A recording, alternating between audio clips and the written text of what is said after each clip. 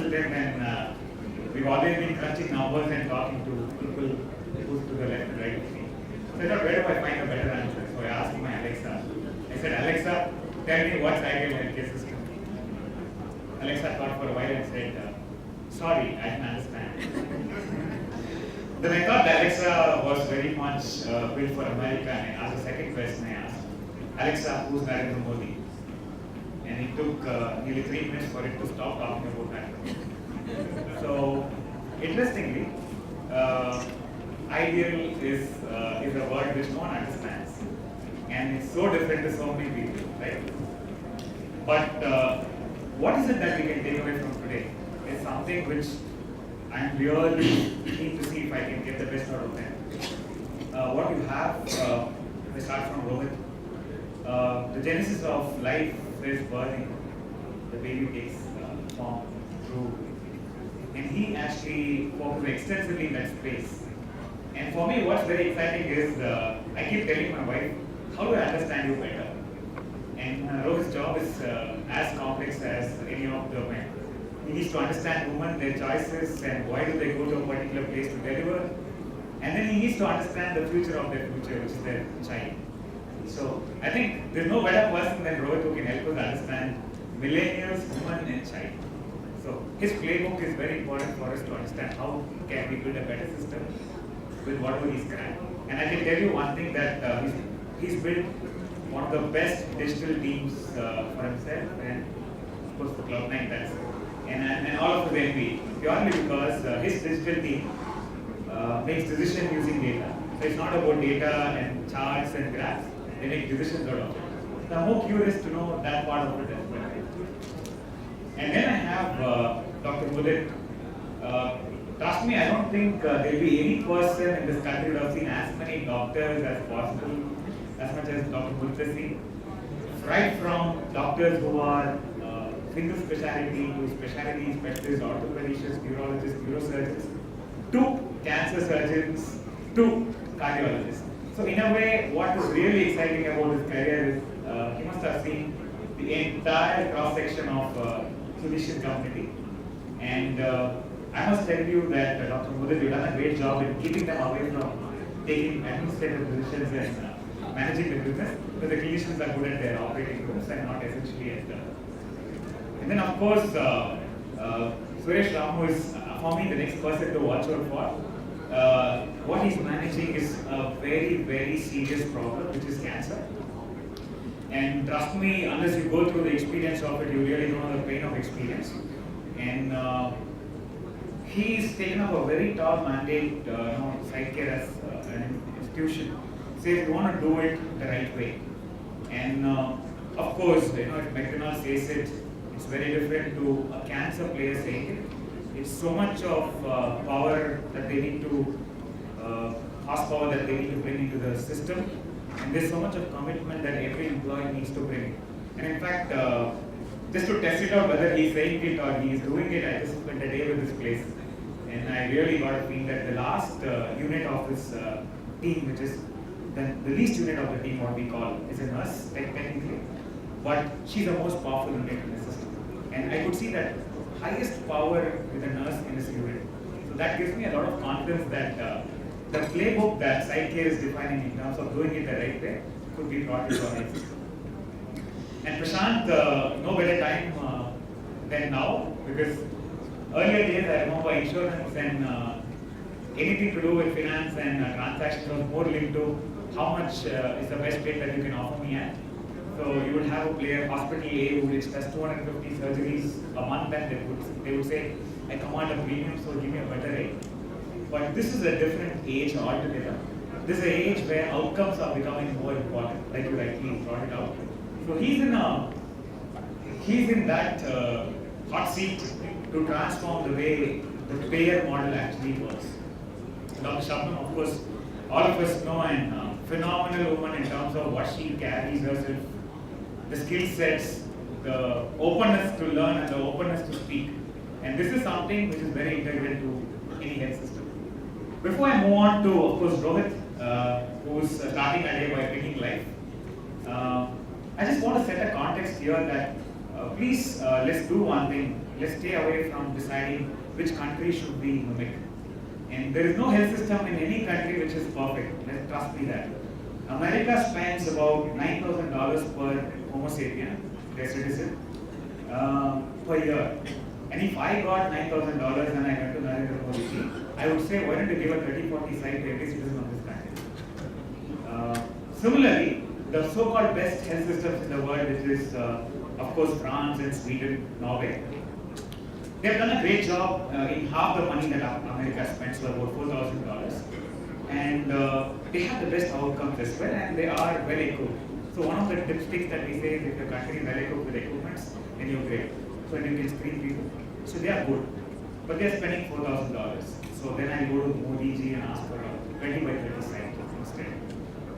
The last is, of course, what is emerging very clearly is, you know how much we are spending per person? Yeah, $75. Roughly yesterday I saw a report which says the per capita spend on human being in this country, the Indian citizen, is about 5,000 rupees. And interestingly, Himachal spends the most out of its government spend, so the people spend the least. But unfortunately, you and I are not like that. We are those 6 out of 10 people who pay money and come out of the hospital. So technically, if you see, we are $75. The closest which I can think of good systems are all $4,500. And the US, which we always aspire to be, is $8,000. And I hope they learn from us something from going further to reduce the cost. Overall, the context is, please don't aspire us to mimic anybody. There's so much happening in this contour, in this landscape. If today we could come up with a playbook from each one of your wisdom, that this is the playbook I've identified how to manage media, how to manage business, how to manage a new model, new prompts, then I think collectively we would have done a great job in conceptualizing the overarching part. So I'm very confident that what my Alexa couldn't answer, we definitely have an answer here. So I get started with Rohit. Rohit, tell us about it. I know few years back when you started off, I was part of the conversation when you said, we want to change the entire chemistry of why should a woman go to a hospital and deliver, rather go to a place, in fact, the shop she should first see is not pharmacy but a coffee shop. So it sounded very nice and very interesting. Tell us about what is the experience in building that type of thinking, and where is how successful are you on that concept? Thanks, Dr. Vijay. Good morning. I was very intrigued to sit through the entire space presentation. I had the opportunity to spend time with Gaurav before, and we had quite a bit of discussion about what we're doing and how we can do differently and all of that. So I think for us, if you look at it, childbirth has been happening since the time has been known. Right? I mean, we are not, other than the C-section which came a few years back, normal delivery versus C-section, we don't have a third way of bringing the baby out. The patient is saying, it's the same normal versus C-section. So what do we do differently? We consider the experience. If we had to go back and say, what is it that people want? We actually had back in 2005 when we really came up with the idea, we actually went and looked at data. We went to insurance guys, we went to registrars, we went to corporates, we went to actual customers. There wasn't as much as this whole spread between millennials and men, it was just plain millennials, but the choice and the reasoning was very evident. So 2005 to 2015, we actually have data to show that about 78% of the couples who come to us have never been to a hospital before. So we didn't want to change that when they come to us. We didn't want them to have a hospital experience, right? I mean, not taking away anything from the rest of them, but I think we wanted to be in a niche where people would come to appreciate that this is probably the best time of their lives, and how do we amplify it better. It would go from the kind of tiles we appoint on the floor, to the paint that we choose, to the smells that are there, to actually what Dr. Vijay is referring to in terms of the visual aspect. Why do you have to see that big 24-hour sign or the emergency sign to identify that this is a healthcare institute, right? You should move away from that. It was very tough. Initially, no one had done it before, so why would anyone give us a chance at doing to do this? It's a huge risk on our part to actually have tried doing this. It has paid off. People have appreciated it. Today it's a sector altogether. There's been more than about 2,000 crores invested in this whole sector to talk about mother and child as a specialty. all the while keeping clinical outcome intact, right? This is in fact, we've been pushing the envelope about what is clinical outcome, how should we focus on that, and not make that the hero, but the overall wellness, not an illness concept becomes the hero. So we went about when we started looking at data, we started asking customers, everyone said that I need a better feel for where we are, right? So that is, we started with something like that. We went back to personal experience. I come from a family of doctors, so, it was all about injections everywhere, and it was all about sterility. Even at home it didn't change. Dinner table conversations with diet, it was all that. So we, hey, come on, this is not what we want. Our entire generation, none of us are doctors. I'm the closest to being in a hospital environment. Nobody else wants to be around. So, it started with somebody like us. Where would we go? What would we do? We don't want to go and sit with someone who's probably wailing over a lost one. We don't want to sit with someone who's, recovering through a bad disease and all of that. It's a clear mindset difference, right? I saw a big caption which said mindset. So, one of the things I wanted to give as a takeaway here is I think for all of us to decide, what is that mindset that we are all dealing with. So, earlier if it was, like 10 years back, if it was like everyone said, the ambience, the cleanliness, the outcomes, there are some things which remain the same as outcomes, but what else can it be? Today we've gone back to customers. We had an extensive research, not just Cloudnine customers, but also non-Cloudnine customers, and everybody told us the same, that why aren't we engaging more digitally, right? Again, like you make the split, there is one portion which treats themselves as consumers and we need to play to that. There is another who still needs to be as patients, and our country, the patient's load is far more than the consumer load. But we've decided to be in the consumer load and we have to play to that too. So everybody came back and said, why are you not doing this digitally? In fact, I shared with Dr. Vijay the other day that in about 3 months' time, we've actually chosen a particular unit of ours where we're not going to have any receptions in the hospital at all. How is it going to be possible? Right? What are we going to do about it? This is not something that we decided today and we're going to do it tomorrow. This takes huge amount of work. Thank you for bringing up the digital team.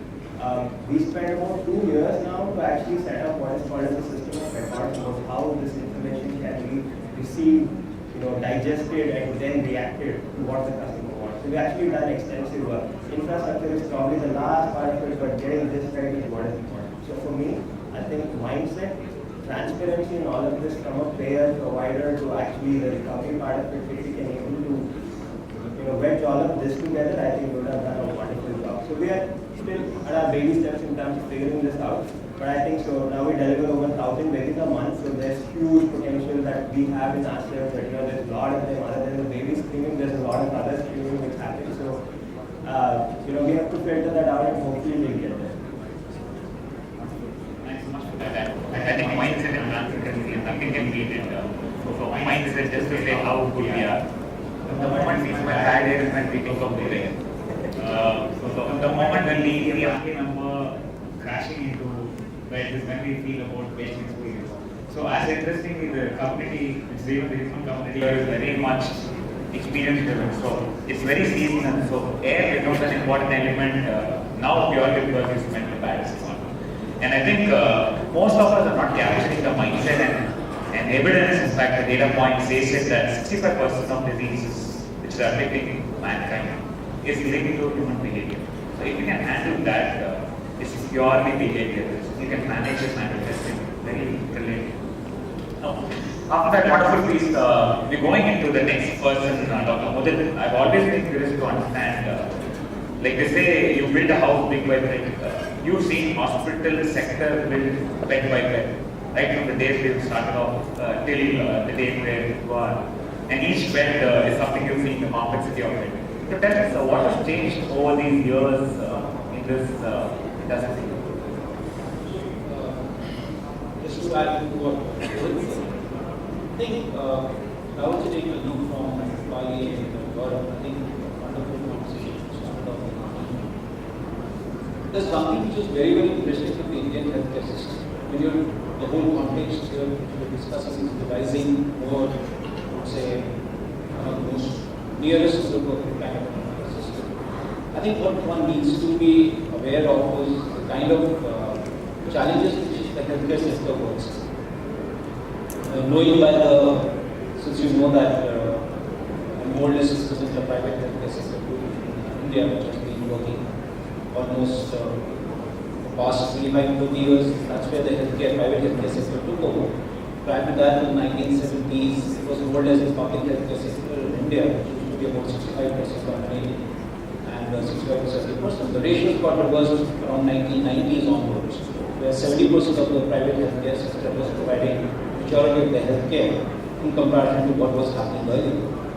And you look at in terms of how it happened, it happened because initially I think public sector hospitals which continue to still get challenged with the quality of healthcare as well as the I would say accessibility to healthcare there. Both of them are a big challenge, and that's where the private healthcare stepped in. And all of them they didn't step in terms of like a huge 300-bed, 400-bed hospitals.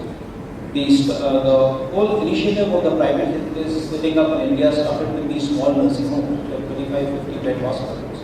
And over the years, some of those successful nursing homes then graduated into big hospitals, which were like 300 tertiary care or 150 tertiary care bed hospitals. Most of them got established in metros. If you look at the etiology of most of them, you will find they were like birthing centers. Most of them were like delivery nursing homes, which then graduated and added more specialties and then added hospitals, beds into them. But I think the biggest challenge which came up in this healthcare sector and over the years and still persists is the doctors. The biggest challenge which Indian healthcare still is facing is the number of trained professionals.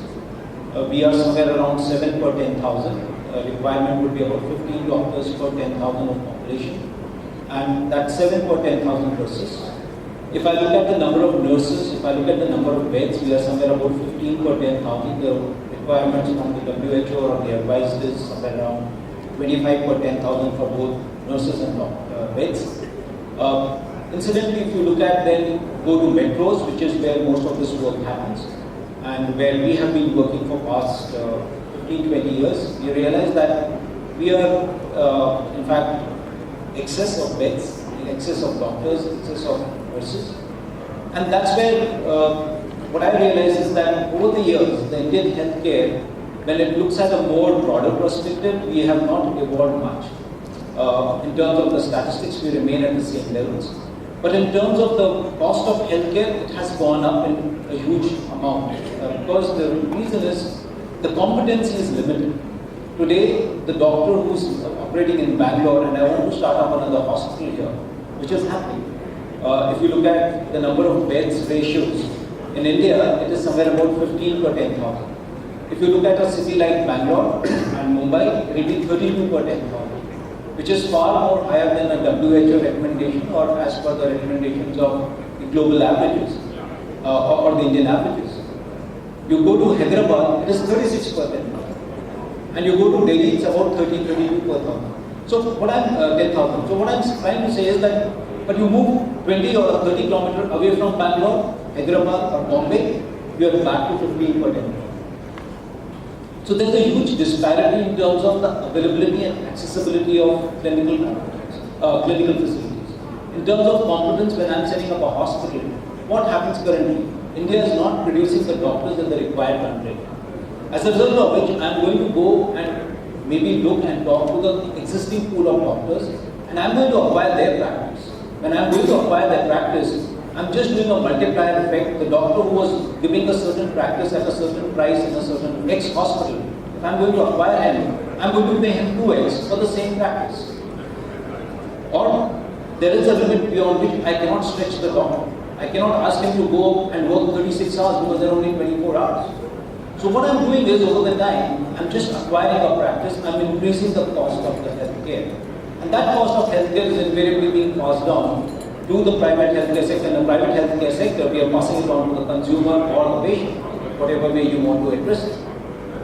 So that is one bit of challenge which I am finding right now. So there is people like Gaurav, there are other architects who are building phenomenal hospitals, and the cost in terms of how we are building up this hospital is going up. We are looking at, then comes the pricing pressure, where we are looking at how getting clinical care being available at a certain price point, it will be as far reduced as possible. And the pricing pressures which are coming in right now is, of course, from my payers, like Prashant is here. So insurance industry, which is almost driving 37%, of which almost about 12% is sitting with government and semi-government and private insurance patients. They are driving about 37% of the businesses, of which the government is actually saying CGHS, ECHS, all these kind of government health schemes are saying you have to provide this healthcare at this price point. And then, of course, apart from the payers, we are also getting a lot of pressure from the regulatory aspects. Where the the government regulations are saying that the cost of drug provisioning will be limited to this price only. You can only supply medicine at this price. You can only supply stent at this price. And I call it a medical socialism. The word I coined for it is this. So today, it's like if you guys are able to afford a Maruti 800 or a Hyundai, the government order comes tomorrow morning that all of you have to travel by BMTC buses. That's it. You all cannot buy a stent which is a regulating stent at this price point. You all have to buy a 37,000 or a 29,000 stent. Similarly, all of you will all have to go in the government buses. So my question here is, when you're playing this leveling field, also need to look at the infrastructure which you need to provide for it and how you're going to provide the competency. I think there's a lot of focus which needs to come there. So those are the kind of areas, and I think what I have seen over the years, which is a positive sign, is that healthcare in India has evolved in terms of getting well-trained doctors who were trained abroad and coming back to India. So they brought in a lot of good practices which came in. They also felt to the consumer that these are the kind of facilities available. And once this started happening, the consumer started creating a pressure on us to get a better facility for the price point they are paying. And I think that was one of the change points, which actually the inflection point which started happening in 2006, 2008, where a lot of doctors trained abroad, where the consumers started demanding. And I think the current scenario which I'm finding in healthcare delivery models is the integrator or so-called the disruptor would be the technology bit. And the technology bit is today providing a consumer with so much of data and so much of knowledge that he sits across while the doctor is discussing with him his disease. He's already Googled it. And he's saying what you're saying is right, but there are few studies which show this.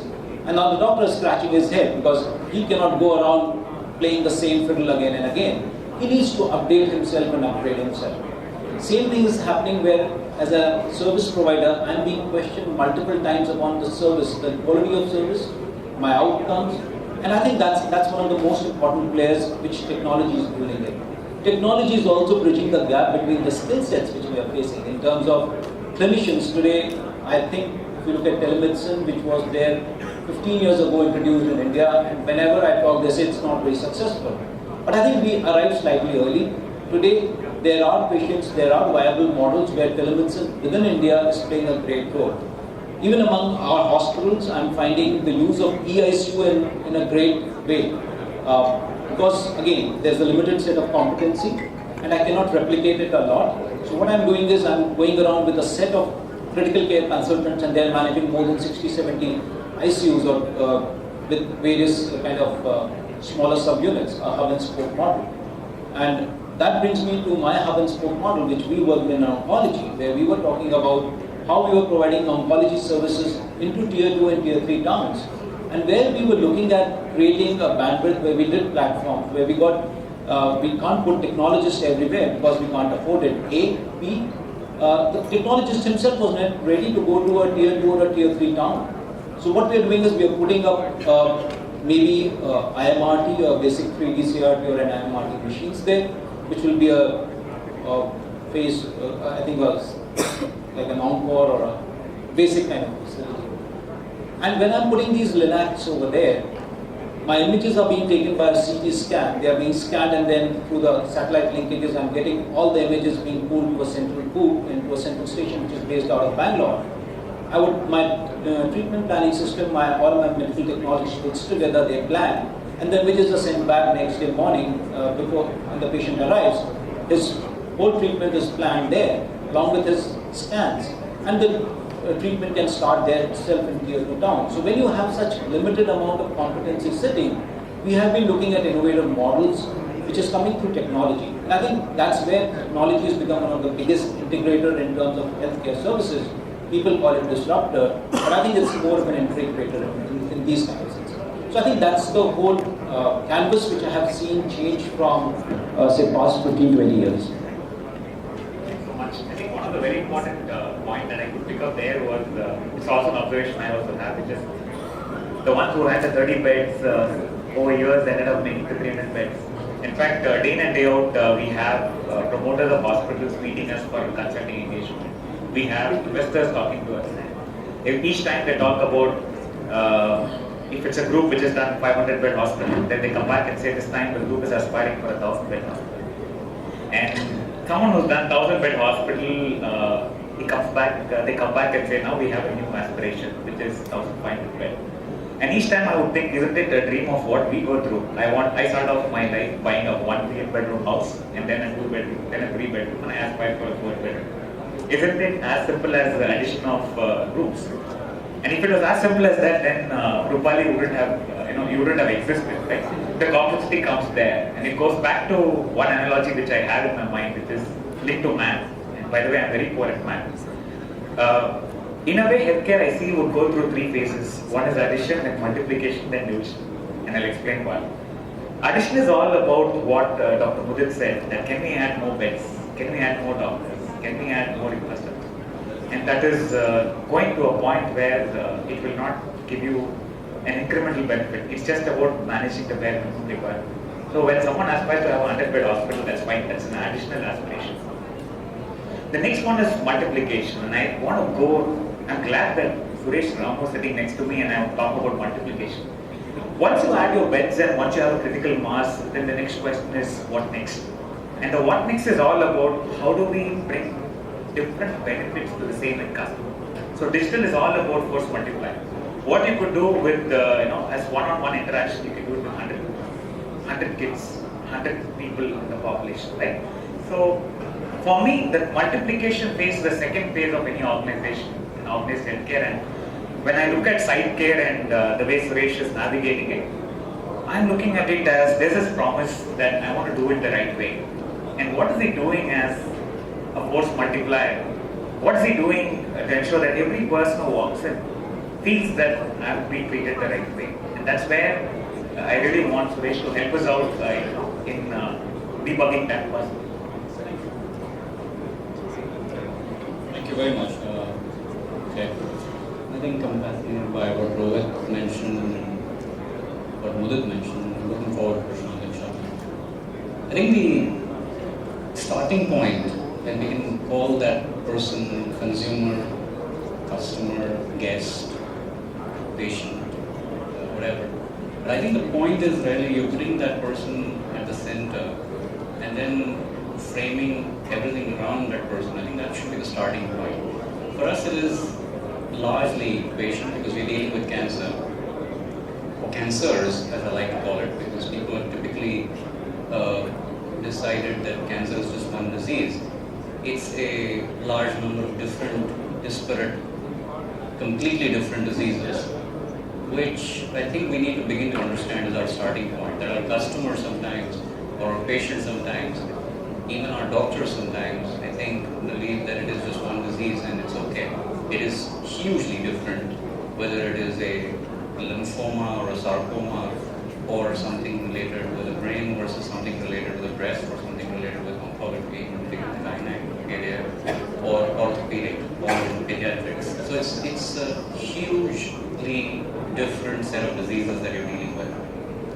And I think for us, it's been a learning over, I would say, clinical research over the last 18, 20 years, where research is a 1/3 an option for most centers in the world. So the top 150 centers in the world would have about 25-30% of its patients going through an option for clinical trials as part of their treatment. So it brings in affordability, it brings in possibilities, it brings in things that today we don't really discuss in the Indian healthcare environment and typically not in cancer care, though I think 70% of worldwide R&D of the 110 billion is actually spent in cancer care alone.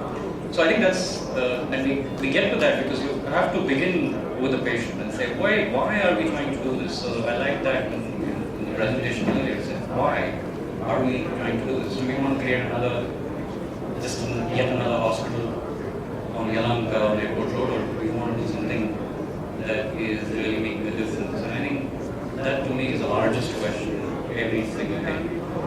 It does not really matter whether we treat 1 million patients or we treat 100 patients.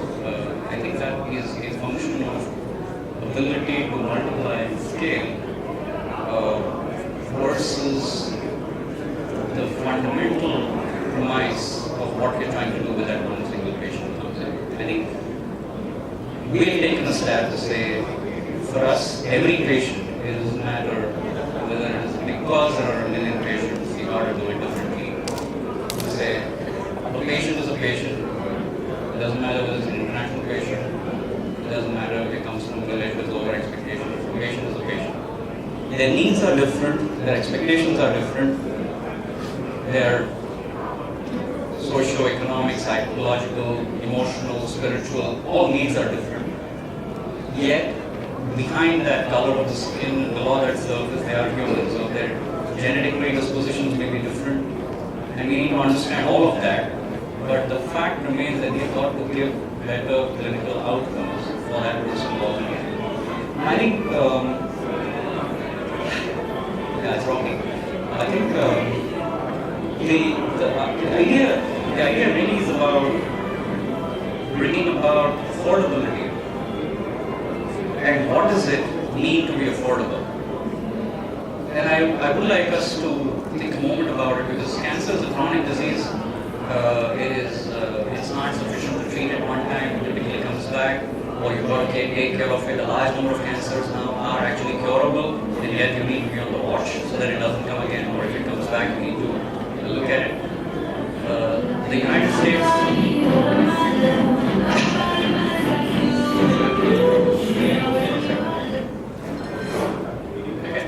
So I think it's a chronic disease, right? So without a deal, and if you look at the death rates in the United States, and the reason the United States is important is because I think they are actually on the cutting edge for a large number of healthcare clinical outcomes. We need to apply the best. We need to apply the best from there in the Indian context for sure. The Indian genetic predispositions are different, and we know that. For example, in breast cancers, we see significant younger age population being affected by a significant higher percentage of triple negative breast cancer in India as compared to what is known in the United States. So there are issues, there are differences across countries, across gene pools. But we definitely have a long way to go in terms of reducing the death rates in India. Why is that? Is it because we don't have access to healthcare, as sometimes people say? Or there are other reasons? Is it realistically possible in the next, say, 5 years, where large populations in tier 2, tier 3 towns will have immediate access to very high quality cancer care? Or there is more to it? Is it about the technology and the medical equipment that we deploy there? Or there is a lot more that has to happen to allow that actual care to reach those patients? Can we actually realistically think of very high quality medical expertise to live in the tier 2, tier 3 towns that we are saying? Or is it all going to be technology driven? Is technology adoption going to suddenly dramatically change where we actually see that happen? And it's all happening, right? We're all in a transitionary state. We're beginning to see all of that happen. It is all happening. Is it happening in 3 years, 5 years, or 10 years? This remains the question. But we really need to serve the patient who has walked into the door today, or who needs to walk into the door today to get better care. And I think we tried to structure some of that. I love the way Rohit mentioned. I think 5 senses, and I mentioned to some of the people in the audience as well. There are 5 senses. We have to design for the 5 senses. And it doesn't matter. All humans have at least 5 senses. I would say we have at least 5. So I think design for that human experience. Design for governance. I think governance in patient care has to, in my mind, is a significant driver for a lot of what we're trying to do. How do we ensure, how do we know, how do we all know that we we are delivering what we think is the most optimal care for that one patient who is walked in. Because we have access to technology, we have access to best surgeons in Bangalore. But are we saying with tremendous confidence today that every single patient in every single hospital is getting the absolute optimal care in Bangalore? So if I get here 3 towns or here 5 towns. And I think the problem is with the trust deficit. So we have to begin with trust in terms of what we really want to do and why, and how we are able to build that trust down to that one patient and family in everything you do. And I feel healthcare is come a long way. I think over the last 20-25 years of privatization, for sure, including government healthcare. I think we have come a very long way here. We are accelerating the change. I think we can see we are probably leapfrogging some things that have happened in other countries. But there is still a lot of things to be discussed, I think, particularly on the governance side, which I think is fundamental to everything that we do within healthcare ecosystems. And collaboration for that is important. I think we have data partners, Prashant and I, we've talked about this. I think the ability to collaborate across the healthcare industry with data and sharing it and saying that this is what I have learned, this is what I am going through. And we sometimes are, I think, cagey about sharing some of this information, but I really don't think that it changes anything for anybody competitively if we share a lot of that information. I think the issues are about, are we all aligned in the way we want to use that data from the patient care perspective. I think that is something that we would like to see. So for me, quality is not in exchange for volume. It is because of quality that we create the multi-product. Very interesting to question the existing, right? And just to take something which happened 3-4 days back. So we all have been, I think this questioning mindset is what healthcare means. And the more the merrier. And also the dangerous part of it also comes from questioning. For quite some time we've been talking about angioplasties and angiograms and all of them. And here comes this young boy by name Akash, and he comes out to rocket school and he says, I've come up with a device. What's it? And the teacher says, oh, you must have not done your groundwork well, you must have done something. She said, no, I've worked for the last 2 years to come up with what I've come up with. And then she has not done it. And she got up a doctor and then worked. And here comes Akash, who has something with him. And you call it whatever you want to call it. Device, IoT, sensor, whatever you want to call it. It can predict heart attack 7 hours before it actually happens. It can predict silent heart attacks. But the age is not over. 2019, he's going to launch this product across 68 countries in the world. And how I got to know about it is even more interesting. I got a phone call from 3 different hospitals on what's the future of angioplasty and stenting. And I couldn't connect that until I read the abstract next case. So questioning interestingly comes with a lot of curiosity and the kid's mindset. And the moment it comes and it takes shape and manifests, it can actually remove that entire additional additive market. So going from there, I want Prashant to spend some time here. Initially, the days of talking about financing healthcare was more about how much is the problem in terms of disease, how much should I pay for it. It's almost binary. Liver transplant, okay, X lakh. The problem is delivery, okay, Y. So some people use cost-based pricing and most of them use market-based pricing. So the world has been merrier. Until 2 weeks back when I heard from one of my colleagues in USA that they called the insurer for reinsurance and they asked for a 20% discount. And the insurer said, I don't have any problem. You just make your 4,000 people run a marathon. You all can run a company, I'll give you 20% discount. And look at it this way. You can never ever, how interesting the answer is. And you can never ask a 20% discount anymore. And that's where there's a lot of dynamics that's changing in the insurance sector. The way services are priced and the way the reimbursement happens. And I'm going to go to Prashant and I really want to hear from you on what's the next. Well, thank you very much, Vijay. And the second I was wondering when Vijay spoke about his formula of addition, multiplication and division, I was wondering the same with the division for me. And I think I was more or less on the spot in that. I think if I was to take a little bit of a backseat and just preface the financing conversation, very few of us Indians, we actually realize and recognize that the right to health and medical care is actually a constitution for us all Indians, but we never think of it that way. And the government of India traditionally has actually taken the view that for me to provide for that constitutional right, I need to build healthcare institutions. I need to build aims. I need to build healthcare facilities. I think what's importantly happened in the 2000s, if I may, is that government has now changed track. The government is now thinking of healthcare financing and healthcare insurance as a means to providing for that constitutional right to us Indians. And I think that's a very important step and the right direction. And if you think about what Mudit said, saying how the whole Pareto of how many beds versus how many patients go into those beds has significantly tilted in favor of private institutions. Financing as a mechanism is merely the means of the future to provide that contribution.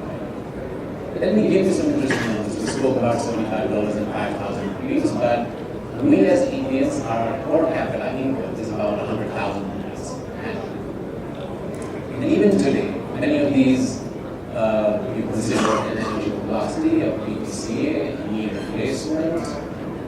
I'm not even talking about transplants yet. They essentially cost you between 2 to 5 times your annual income. That's the cost of healthcare in the private institutions where most of us actually prefer to seek care. And most of us doesn't include the upper middle class and beyond. The middle class, the lower middle class, and even weaker sections prefer to actually step into these institutions. Which is where financing importantly comes in and plays a very important role. Unfortunately, while financing is important, here are some numbers around the penetration of insurance in this country. Now, if you look at, we spoke about CGHS, ECHS, and importantly, there are central and state government-sponsored schemes, because most of these schemes essentially cover the weaker sections of the community, the folks that are below poverty, the citizens that are below poverty. Thankfully, when you look at that segment, we have close to about 25 or up to 30% of these citizens, about 30 crore Indian citizens. But when we talk about and take a poll of us actually in this room, and this is the middle class community, and which is also about 30-35 crore or 350 million strong citizens, we have only 6% penetration, and 6% on the overall base of citizens. So you have of the 6% penetration, 4 is actually institutionally sponsored. So you and I actually have our respective employers covering us for health insurance. And only 2% is actually a segment where you and I actually choose to spend money out of pocket and say, hey, listen, it's important for me to cover for healthcare for my needs and needs of my family, but that's only 2% of the Indian citizens. So I've basically said how the government's thinking about providing for the constitution, right? And that's health insurance and financing first. I've spoken about the poor penetration, while the government saw weaker sections, you and I are still very much on the corner. In spite of the fact that we spend, 2 knees, 2 eyes, 1 heart, we actually spend probably 10 times in our lifetimes of our annual income on these procedures, on these surgical procedures.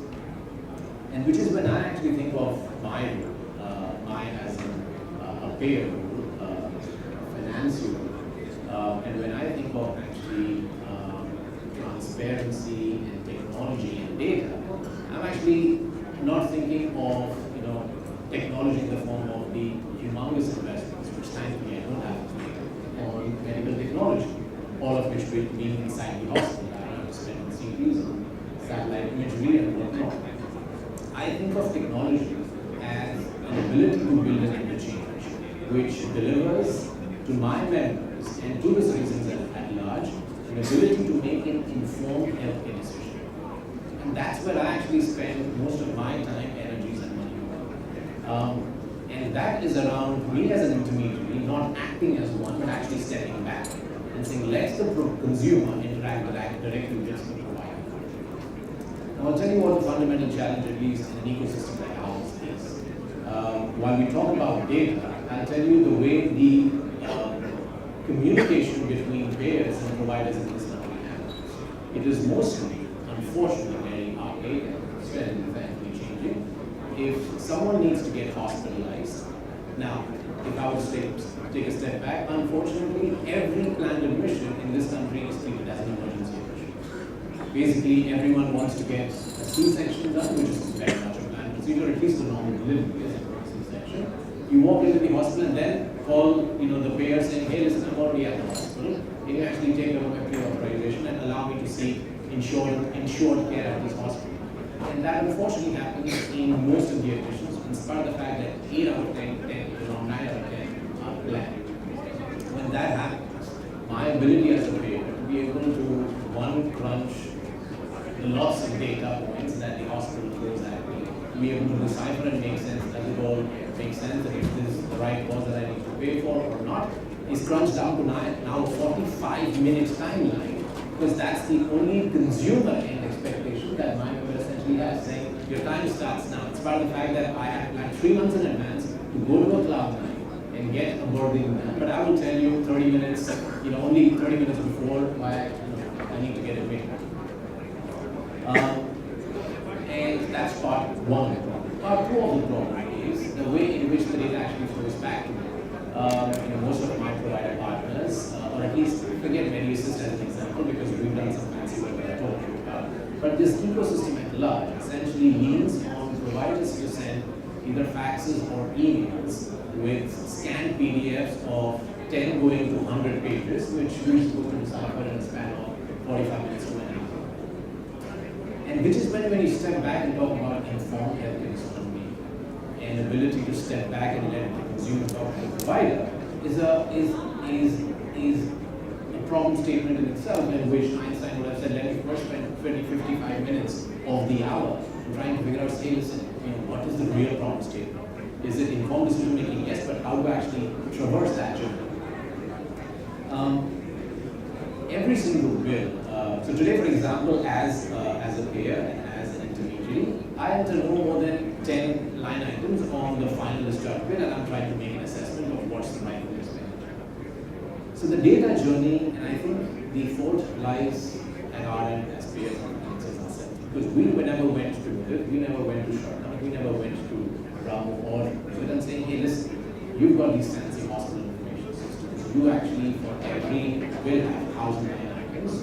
You're sending all to me in this PDF. Why don't you send this in structured data? Why don't you use an electronic platform and get me the data? Guess what? Because that will make it more scalable for me to actually, one, turn around faster, two, at least begin the journey towards deciphering medical outcomes. Medical outcomes is my really great because I don't understand hospital bills.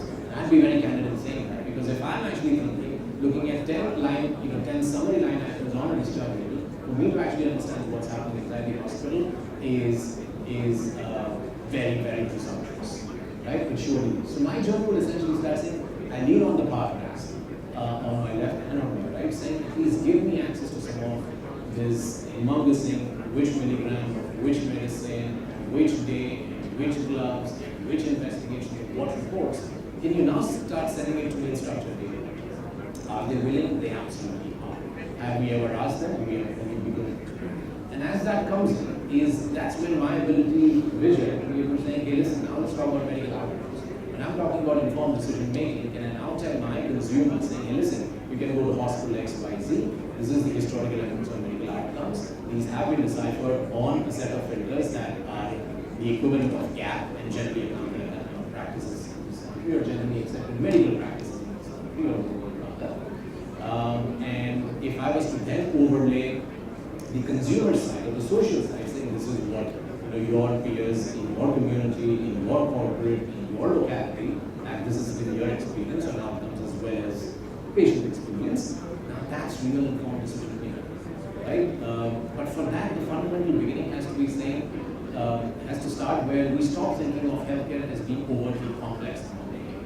We actually started saying medical goods are like what complicated, that's very complex, and you can't do an Expedia for example, that would be stupid. You can't rate hospitals like hotels are, Michelin 5-star or a AAA or a Forbes rating or whatnot. That's not how you do hospitals. Hospitals have various specialties, and I accept that. The fact is that even the hotel community, people don't believe that the 5-star rating is actually a true representation. You can actually have a hotel which is a low-graded star, but it's actually right in the middle of the bustling community, which actually makes it easy for you to commute. But that's not considered for the 5 or the 1-star rating, right? Proximity is not. But in spite of that, you and I, when we actually make that decision, we at least have some sense of saying, if 5-star is going to Hoga, or the 1-star is there is no chance I'm going to walk into this hotel. So there has to be something of that sort, which is consumer first, that needs to begin to play out. Because informed decision making is yes, only around medical outcomes, but how we actually make it easy for the consumer to understand and decide. And to be very candid, you and I think that a consumer needs hundreds of us to be able to make sense of data and information for them. I don't really think so. If you equip them and empower them with enough data, and enough evidence, and enough social interaction, they'll figure out lives of themselves. Which is why, as an intermediary, I actually think I should take a step back and let more mind the change, let the provider and consumer. I think some work in that end, and I really don't want to make you be grateful of my community. I think we've done some good work. I think today we have, on a platform, for example, that we've built, we have 8,500 providers that have willingly agreed to actually submit, electronic information on electronic platform for the purpose of claims adjudication and processing, BR, right?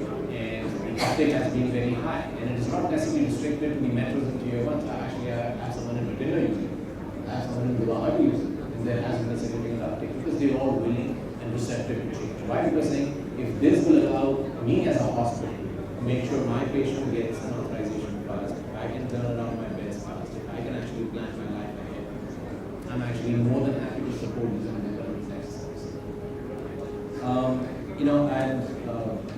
And while I think more and more, and I think medical outcomes today is while I'm saying it's really great, I actually want to be able to see light of it in its true form in no more than 3 months, 6 months.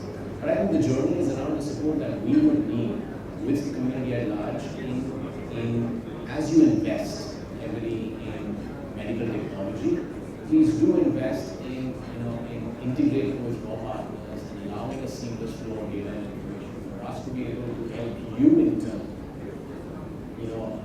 give you the best bang for the buck. Value first, it still has to be cheap, but it has to be a value first conversation around what you get reimbursed for, and rightfully so. And that is very much based on what you can help me answer. Because as I said, with 10 summary line items, it will be foolhardy to make a things and results. Then I'd come back and ask that 20% discount. Right? And I've seen nice amazing videos from the Western world in the US saying, when you want 20%, you hang it up by 40 video, you have to and the only person is the payer. Or at least we so think.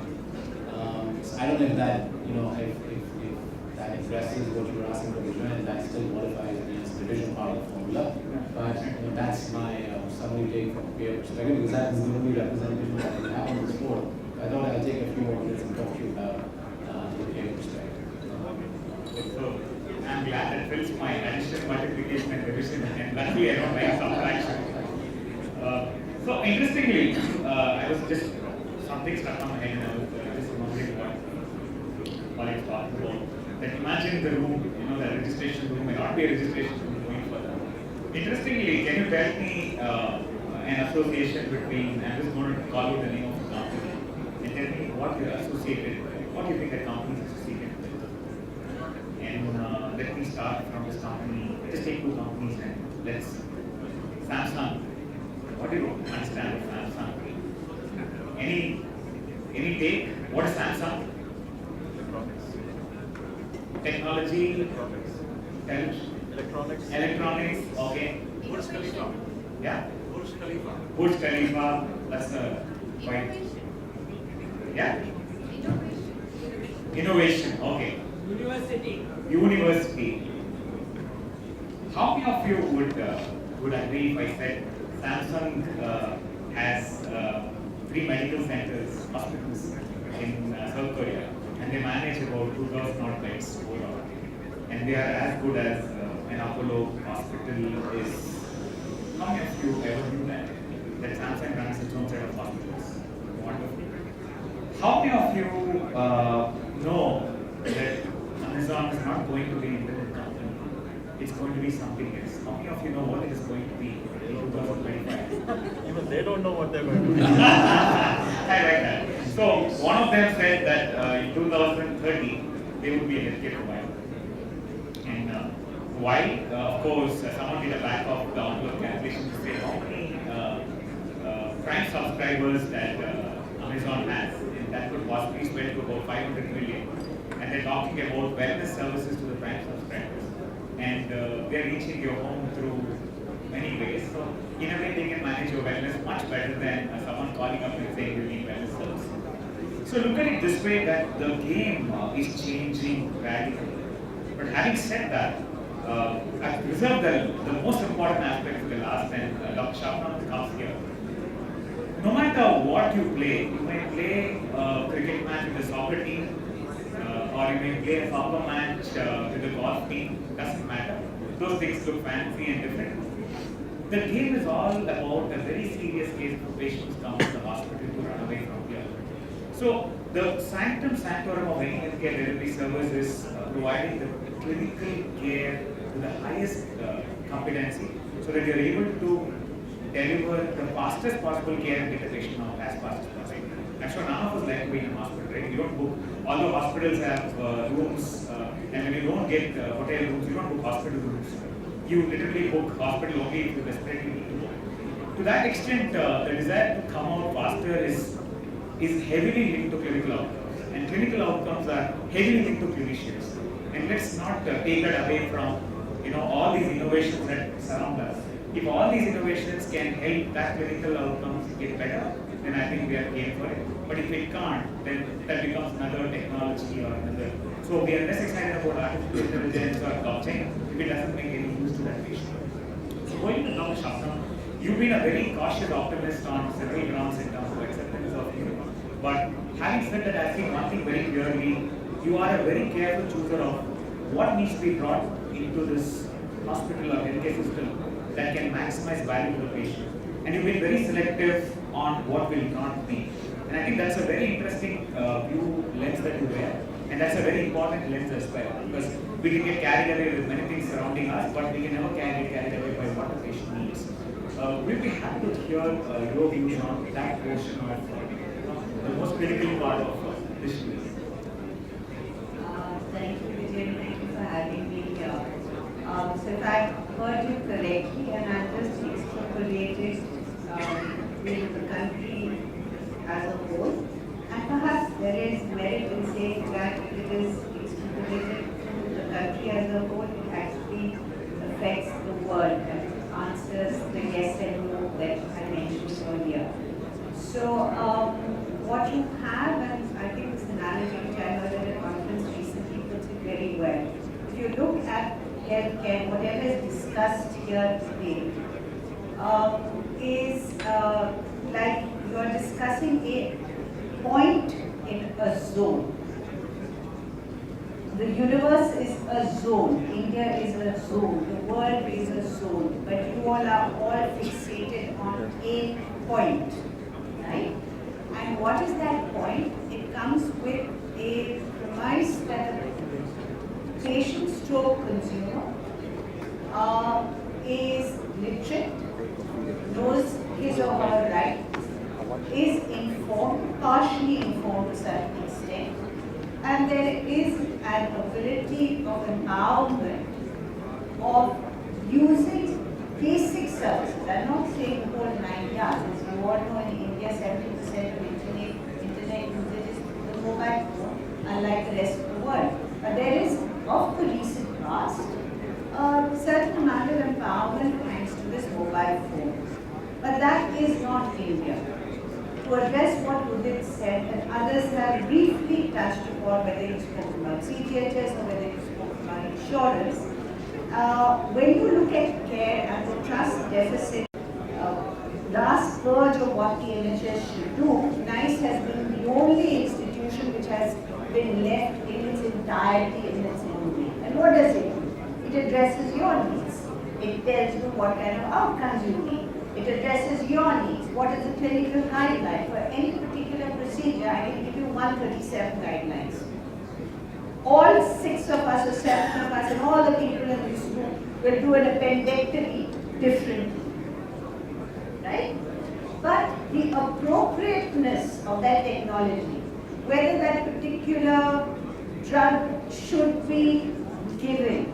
I have a budget, whether it's a national budget or it is a hospital budget, to take care and ensure the ALS, average realization, etc. should all be in place, is all dependent on appropriateness. So that is what guides us. And I'll give you an example, and I think you also mentioned the National Healthcare Account Statement which came out later, right? And the example of Himachal where it's 50-50. Now if you look at that spend in Kerala, very interestingly, 7,483. Government only spends 1,200. 6,000 is still coming from the person's pocket. And that is a state which is literate and is totally empowered by the number of facilities. So it is not necessary that you might have all this and your spending is going to come down. US is also an example. Health-seeking behavior changes the moment the player is there. Right? So there are so many different intersections that today what is required, what is needed by all of us, not only as points in our zone, but the zone as a whole, and I'll spend 2 minutes on the zone later, is that if we don't have a mechanism, whether you call it a self-regulating mechanism, whether you call it quasi-regulation, it's partly embedded in the Clinical Establishment Acts, but again here we are not really thought through the process, and you had that knee-jerk reaction in Karnataka, right? And because we don't have any evidence in place to be able to support it, and here we are not unique. Everywhere in the world they are also in the same place. In the US, they have only one state, Texas, Austin, where they've done one little study, because I spend a lot of time doing this and sharing it with you. So this is the moment, and anybody who would like to be part of the process, please connect with Vijay, connect with me, and we will take this forward, because we definitely need it. So that is what guides us. So if there is, and we burnt our fingers in our organization, many times, based upon the most important person or actor in or stakeholder of healthcare, and that is the doctor. Right? So the yes and no to you was that despite digitization anywhere in the world, the uptake of digitization in healthcare varies between 57 to 42%. Even in the United States, it sits at only 54%. In the UK, it sits at 42%. And why? Because no matter what happens, that patient wants you to spend 80% of eyeball time with him. Right?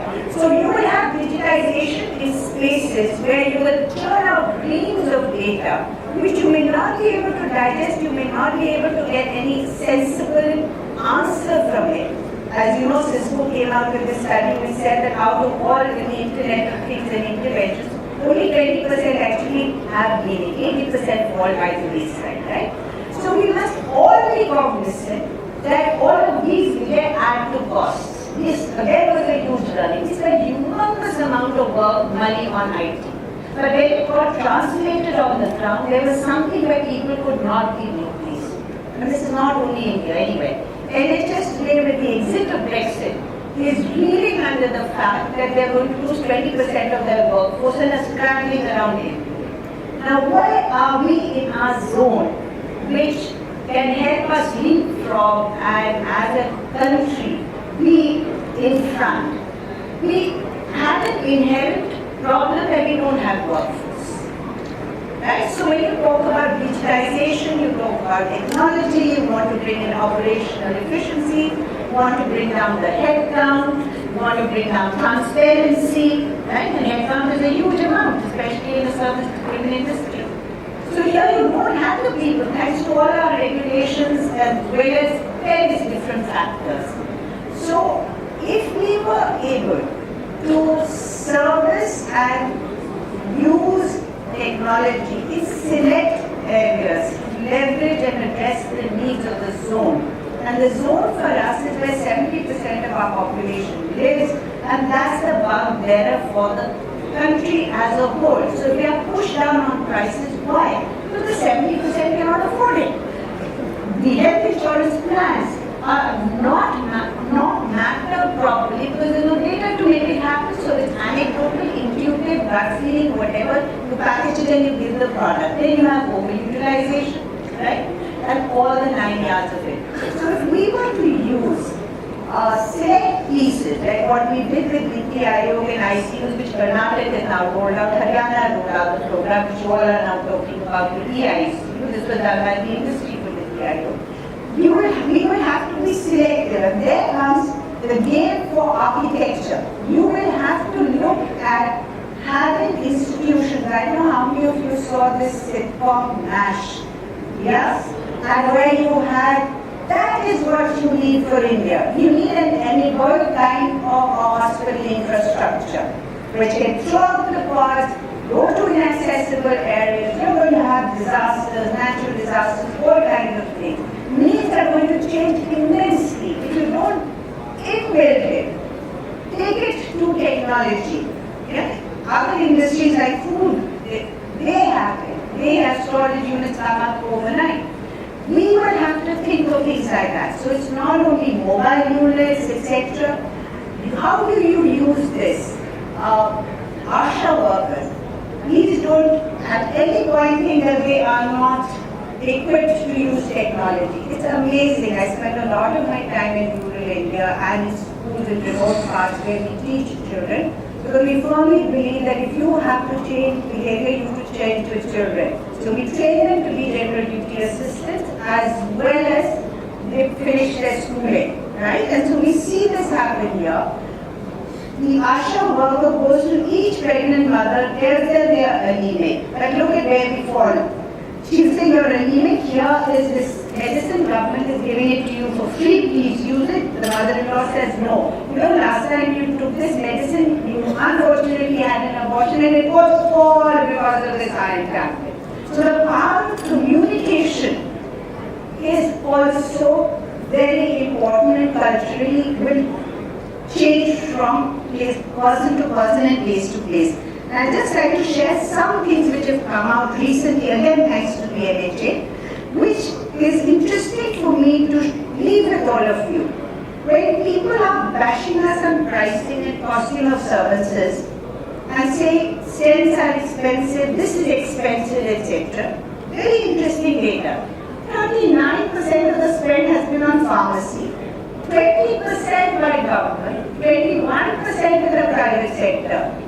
Right? So government spend 20%. Likewise, apple to apple, they spend 21% in the private sector, 15% on diagnostics, and 5.3% on preventive care. Right? So this is the power of evidence. So this is now thanks to data. So there are cases where we can leverage and use it very well. The example of Mercy Hospital is fantastic, right? But let's not forget, as mentioned, though 50% of the revenues come from that, it only addresses 5%. So 95% still need brick and mortar and people to make it happen. So that is another piece that we must always keep in mind. And I hope this crystal ball gazing helped you all in some way. And also share that when we as an organization, and Gaurav knows this, I work pedantically with my team also, that you have to be real, you have to be very real.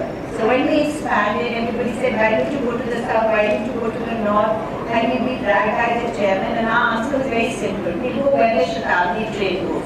So that is nothing, if you get doctor from your house there, you will take an engineer to change the tube. But if you tell me to go to some remote part where I can't even get there in 2 or 3 hours, it was used to be rare. Wonderful, Dr. I think it's amazing. I think just to conclude before I open the questions, someone asked, of course, the rest of the world talks to this 1.2 billion Indians and asks, what is India all about? We have all fancy things to say. We have Taj Mahal, we have this, we have that, we have this. And this young boy stood up and said, India is work in progress. Interestingly, it's so interesting to be a work in progress country because that's where you can shape, redraw. That's when all the discussions that we go through will actually go into action. Else, if we were a formed opinion country and we have already earned $9,000, then how do we even incorporate all these innovations into making, right? Into shaping and making? It's almost like a molding clay. And if we were in work in progress, we wouldn't be what we are, and we would be the third most powerful country, in few years to come.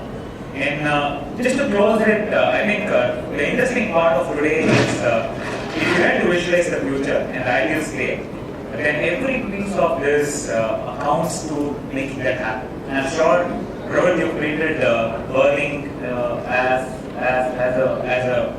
a segment, and you won't be, you'll be surprised if I say that forms 4 billion of 100 billion market. And Dr. Mudit, you handled about 20 billion of the 100 billion market. And we have Onco, which handles about, very soon it will be a 6 billion in itself as a niche market. We have home healthcare, which has 1 billion of its own. So all these new markets come from nowhere. It just comes from the very fact that someone somewhere, stopped and thought and asked the right questions.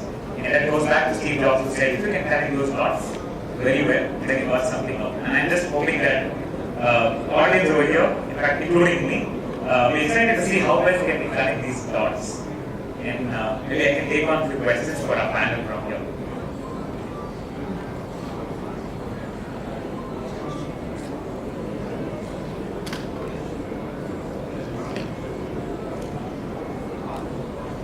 If it's okay, we'll take 5 questions. Yeah, I was speaking about that when we have to understand the total health or ideal health, we have to understand in medical terms the triad of 4 fundamentals which are related to the health. The first set of fundamentals is, as rightly put by one of the panelists, that we have to all understand that right to health is a fundamental right. Not only right to health, right to education is a fundamental right. Right to information is a fundamental right, and right to basically the life is also a fundamental right. So what I am trying to say, 4 rights collide when we are talking about the total health. Because if we basically give total health, we have to inform people. That is the right to education, and we have to properly educately inform people about the information and all the data pertaining to the patient, starting from basically putting our finger on the pulse to the recording of temperature. We have to communicate to them. We have to inform them. That is their fundamental right also. The right to life is already a fundamental right, and right to health is also a fundamental right. This is the first set of 4 fundamentals. The second set of 4 fundamentals comes, we have to understand even the definition of health in totality. We have to be very cautious about preventive health, about promotive health, about curative health, about rehabilitative health. Unless we address all these fundamentals, we will not reach neither near nor anywhere close to total health or ideal health we are talking about.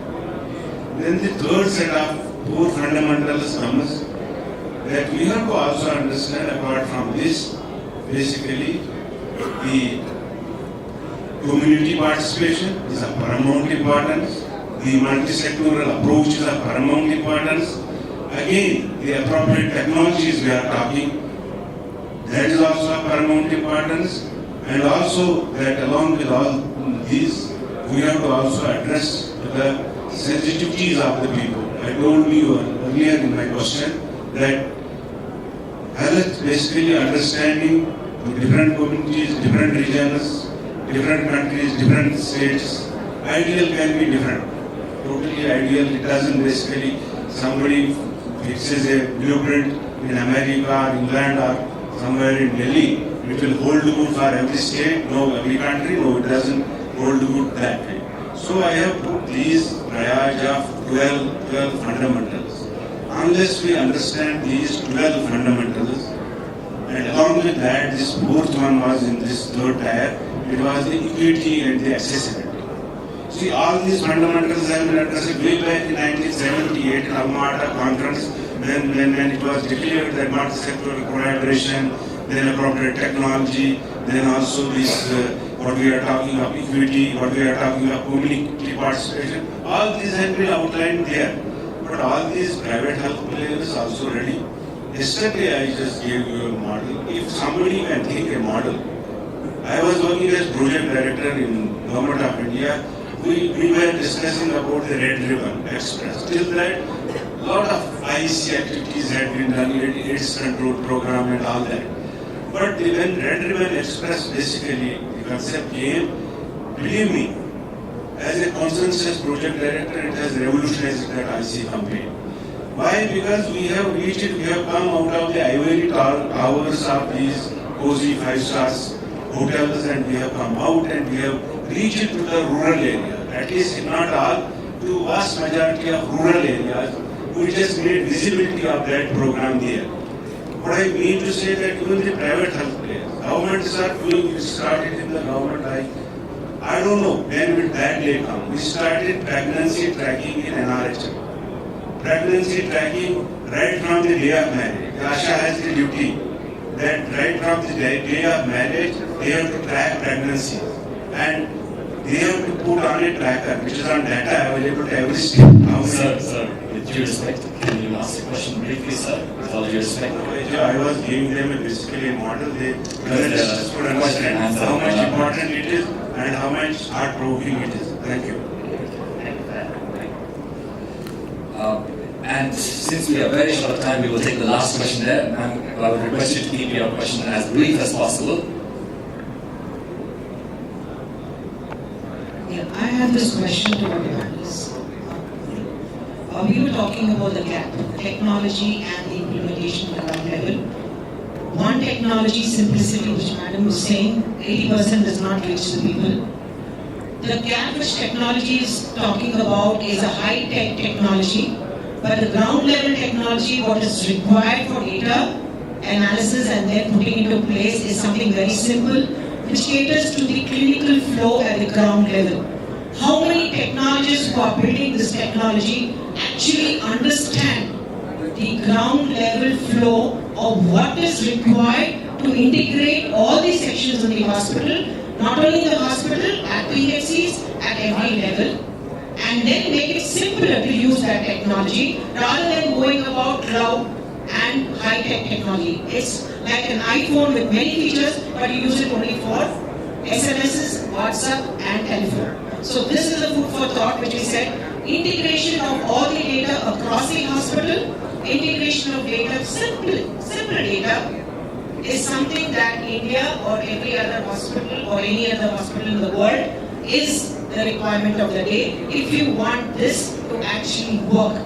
Major HIS players have failed because they were thinking too much, whereas at ground level, there were too many options, like you said, the ketchup, and it didn't work. Thank you. That's all I have to say. There's a request there for the last question. This is the last question. Please try to make it as brief as possible. Very brief. I just want to see where the conversation is going to change, because all this time it has been, the doctor will see you now, and now it's going to change to the patient will see you now. What do you think?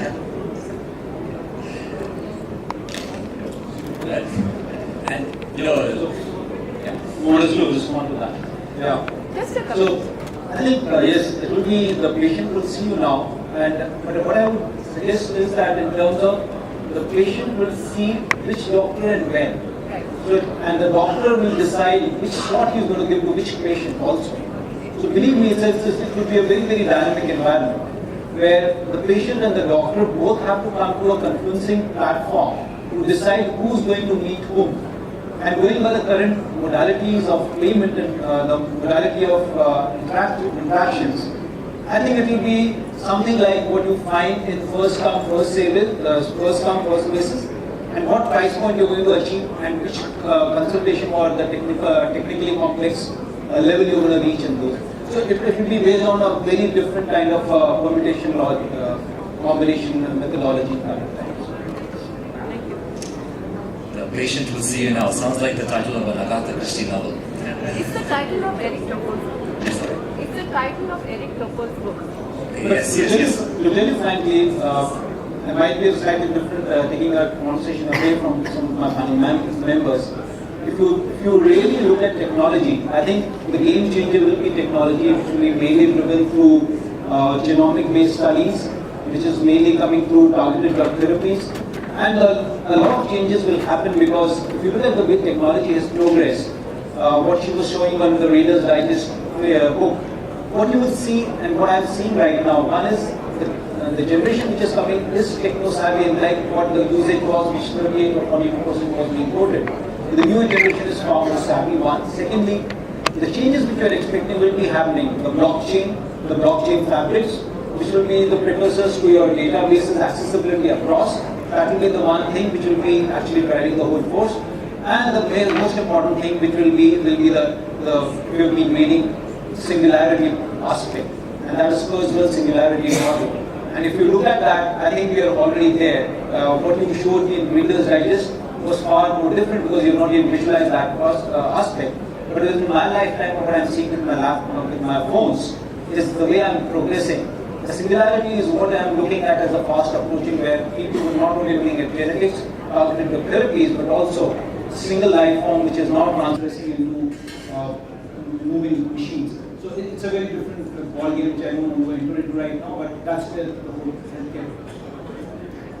And on that note, gentlemen, thank you very much for spending time with us. Our director will see you now. Our director, can I request our director Suresh to come on the stage and hand over a small memento to each of our panelists who have spent the last 1 hour and a half with us today. And can you please have a round of applause for all the insights that we've learned in the last hour and a half. Thank you very much. A memento for Mr.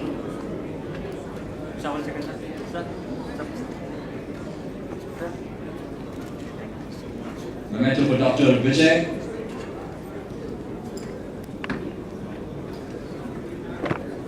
Mr. Prashant, Jhaveri.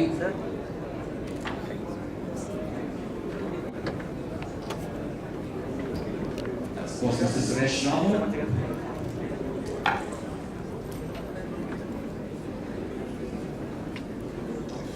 Dr. Mudit, Saxena. He's no introduction, he's been working with us for a long time. And of course, Mr. Rohit from Cloudnine.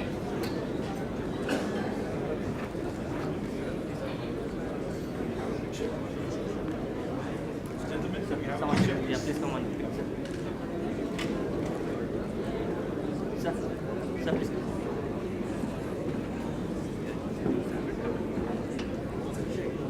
Yeah.